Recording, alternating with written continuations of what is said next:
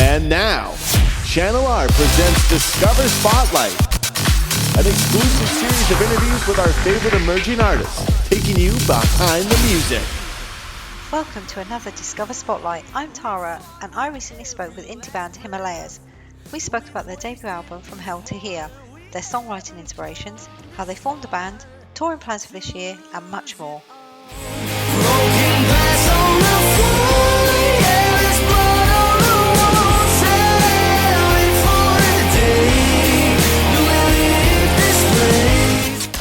Hey there, how are you? Hi, I'm okay, thank you. How are you? Yeah, very well, thank you very much. Hi. Have you been busy? Yeah, fairly busy. Yeah, what about yourself? Yeah, busy today. So, how's the album going at the moment?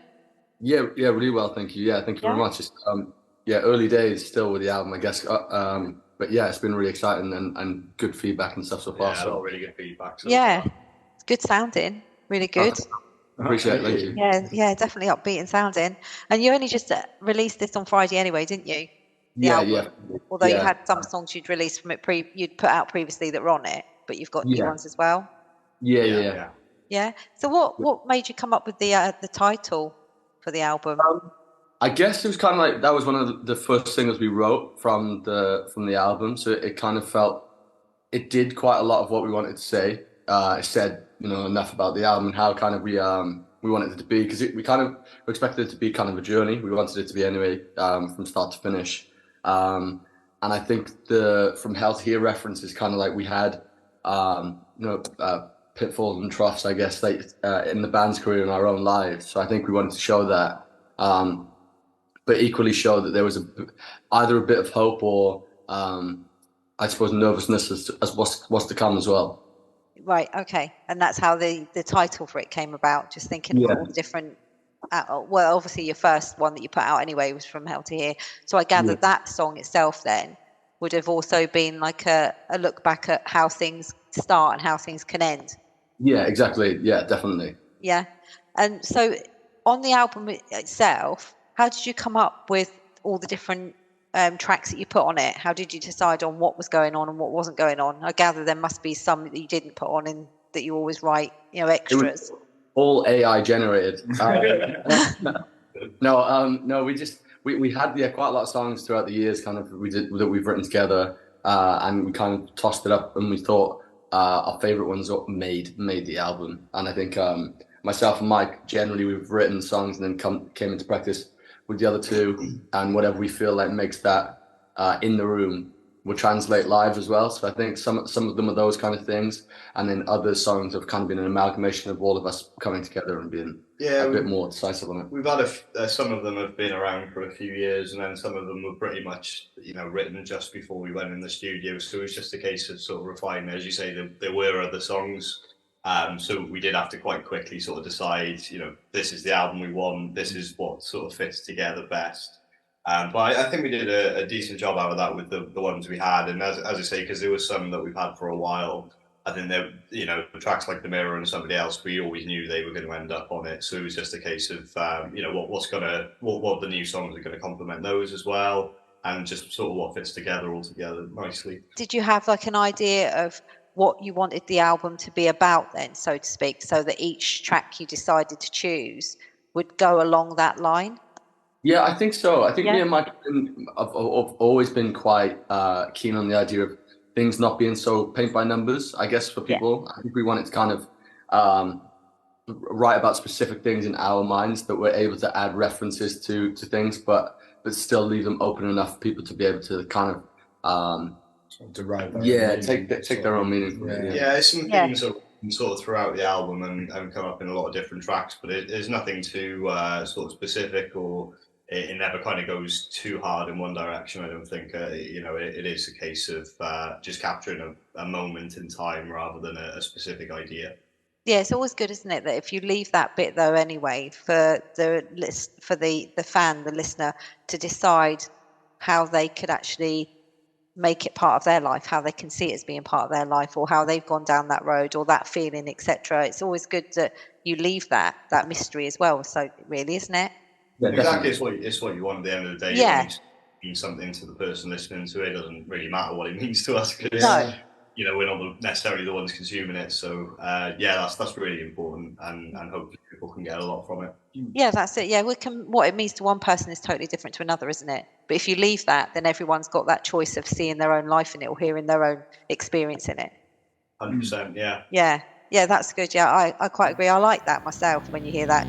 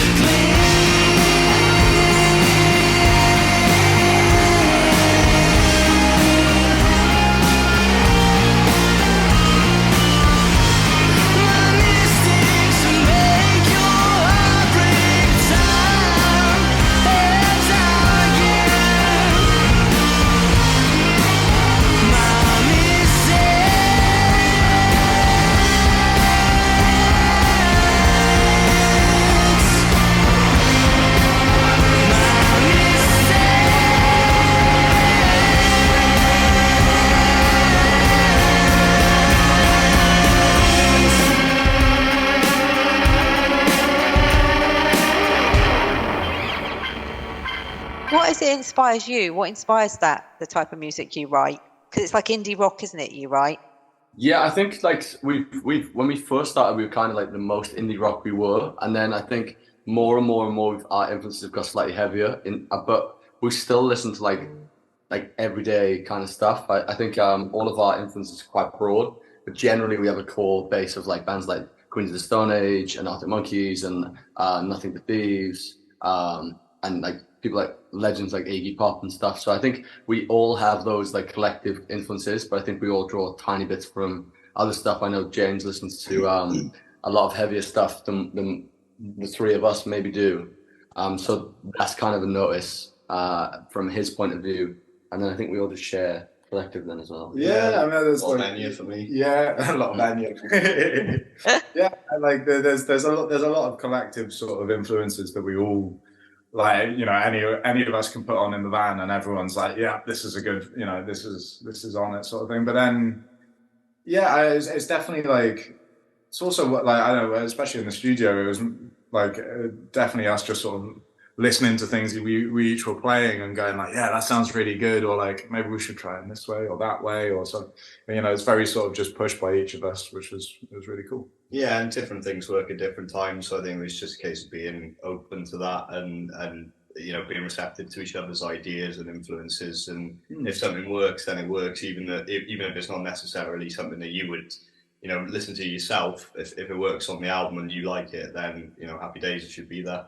Right. Yes. So it's the what you listen to as well that influences you. So it's not just a case of some artists influence you and then you listen to a different type of music. It's the music that you're listening to as well as the artists that are giving you that bit of influence with writing different songs, etc. over the years.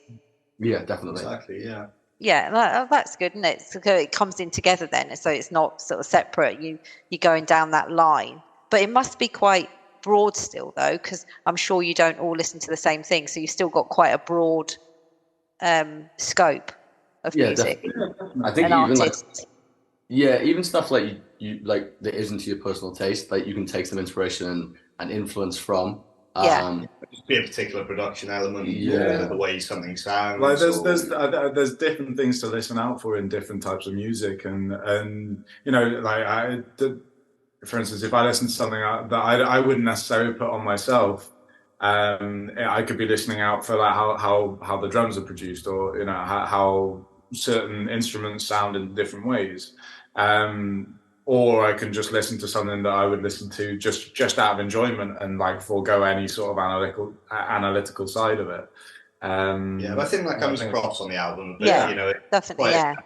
Lots of different types of songs on there, and you know, that was always the band we wanted to be. We didn't just want to have 12 of the same song. It was always meant to be quite eclectic, and the album came out, it was quite hard to. In certain ways to maybe show people that, because you've obviously got to prioritize certain things, singles. So it feels like now we finally got to a point where we've got quite a solid idea of what we are as a band, and that it's something quite tangible for people to listen to and kind of get their heads around a little bit more.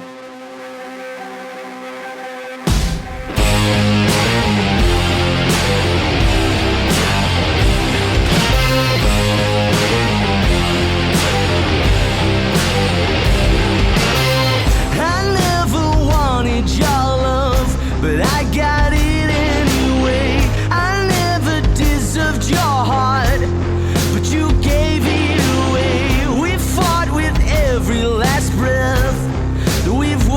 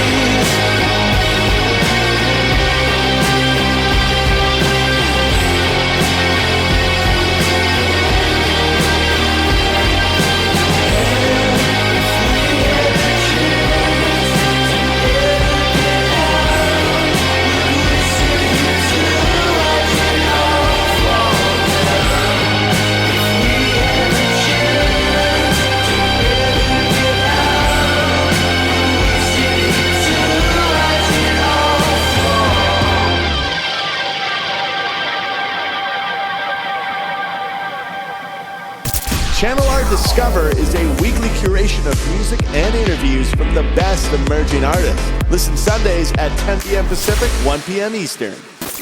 How did you all come about deciding to get into the music business? So myself and Mike, when we were in school together, and we just always wanted to do this. I think we since we were young, just knew this is what we wanted to do. Yeah. And so James joined us. He joined our school. He was a year above us. Came over from Dubai, and then myself and Mike were playing together, but James wasn't. He was playing in other bands, and then we kind of came together as a collective then. And as soon as James joined on board, he introduced us to Louis, and who came from Salisbury. But it was here in Cardiff for uni. So kind of like we then formed together, and we kind of haven't sort of looked back since. Yeah. And how did you come about with the name? We haven't really got a good one for this, to be honest. Like the least bad name we could think of. We had a gig coming up, and we didn't like the name we had, and just decided, we need to work out something else. And to be honest, I think we said Himalayas, and then we came up with a few other ones, and then decided that was sort of the best one we'd come up with. So we kind of had to go with that. So unfortunately, there's no. Yeah, we'd love to tell you a great story about it, but we really haven't got one, unfortunately. I was once hiking in the Himalayas, and the name just. Now you see, you're gonna have to start going with that now, aren't you? You're gonna have to make up a story. I went to as well, and it's so hard. Retreat to Nepal, and that's we found ourselves as a band. I think that's a very different type of music, right? Yeah. Well, at least you're honest with it. That's the main thing, There's a lot of there's a lot of artists that would make up a story for that name of that band, rather than saying honestly, it was just one of them names that we came across. Believe me, we tried. I think it's almost to a fault.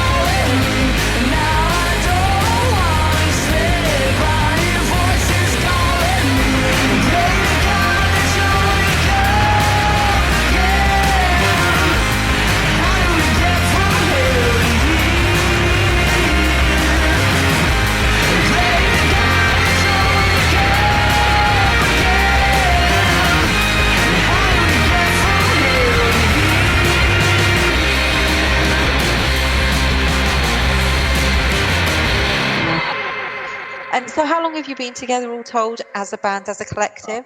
So as a collective, we've been together since 2015. But I mean, when we were the first few years, we were kind of just finding our feet. So I think really, I guess since like 2017, 2018 was when we kind of were like, this is going to be a full thing. Yeah, it felt like, this is actually what we're doing now, and we feel like there's something in what we're doing. There wasn't It felt a lot more focus. set after that. Yeah, it felt like there wasn't so much focus with a lot of the earlier songs. It was just kind of what we were writing, and then by 2017, 2018, I think we had a better idea of what we wanted to do and kind of what we could do to work to all our strengths collectively as well. So yeah, I'd say about then, but we were sort of messing around a couple of years before. You haven't done bad though to get an album out, with 12 tracks on as well, and obviously you had more, as you say, that you could have gone on there, but to that's not bad timing really, is it?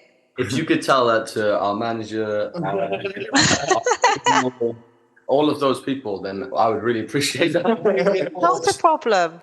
If you've already gotten a way into the industry previously, like I referenced, like a band like Inhaler, for instance, where they probably had people like able to get a team of people quite early on. Yeah. So like, whereas like for a band who just start out with no connection at all to anyone in the industry, you kind of have to.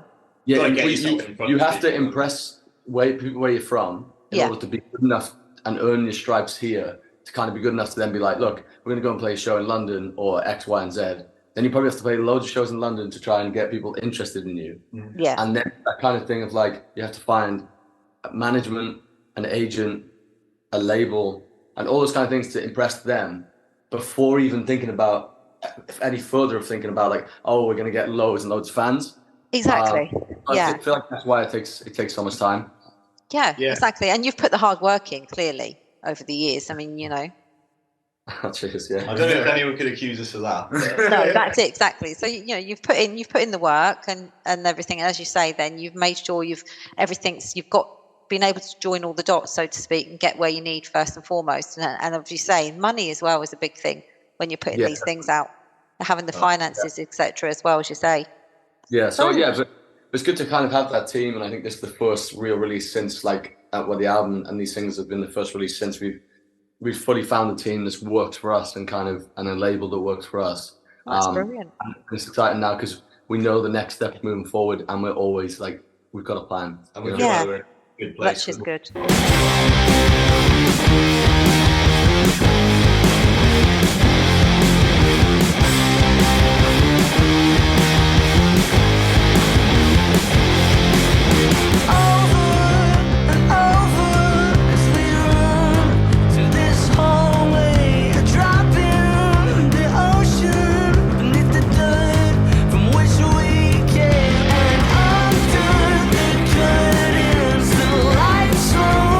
Creeps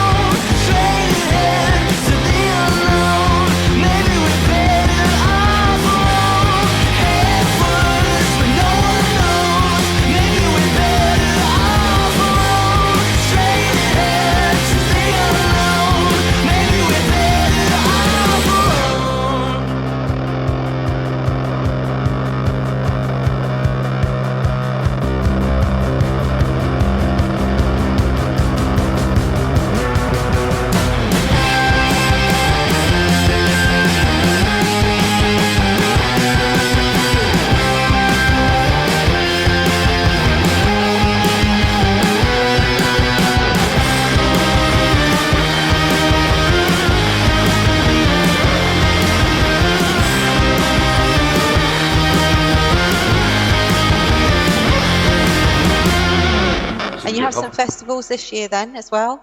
Yeah. So we're doing Reading in the Leeds, we're doing Mad Cool Festival, we're doing Float Along in Sheffield, we're doing Rocklands in Festival in Bilbao.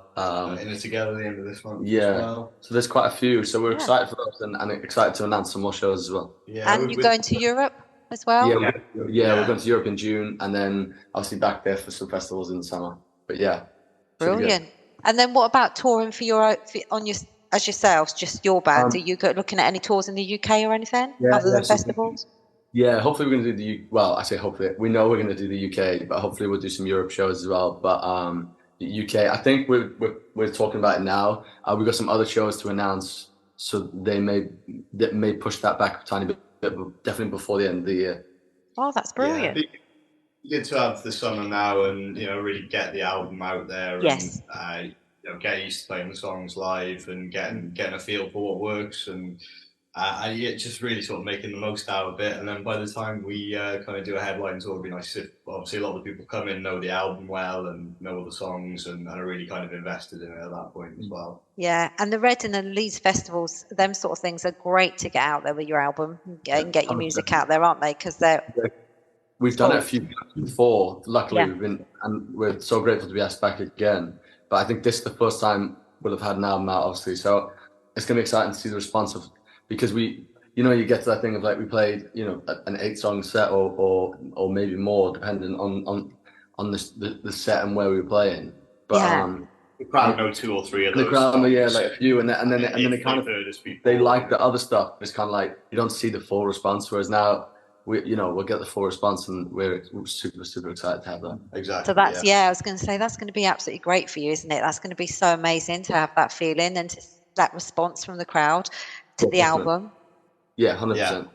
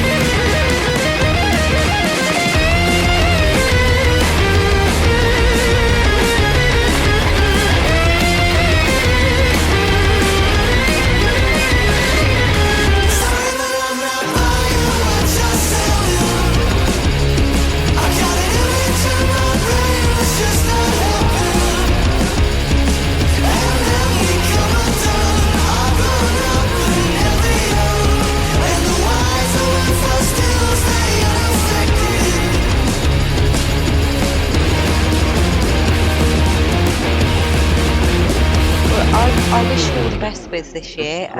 I hope everything goes really well for you. I can't see it. Why not? Yes. Appreciate it. You're a really nice bunch of people, and I do wish you the best. Thank you. All the best. Thank you. Yeah, thanks for the time today. It's been great speaking to you. Thank you very much. I knew. It's lovely to meet you. Yeah, you too. You too. Take care of yourselves. Bye-bye. Bye. Thanks for listening to Discover Spotlight. Learn more about this week's featured artist on channelrradio.com/discover.